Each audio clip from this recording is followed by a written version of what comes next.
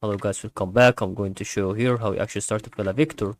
First of all, what you're gonna do is about to be understand something that is ready to be satisfied with a certain thing that is ready to be very good to underestimate how we can see something that is ready to be very good to be satisfied, that is ready to be imported on that to select the shape, which is really about the vector. And then once you're gonna do after you click on this vector, your shape, right corner, you can start to go to fill, and then starting with clicking on the panel, choose the color that you want, and here we are. Now we can see that we can switch to a certain color, adjust opacity and the gradient,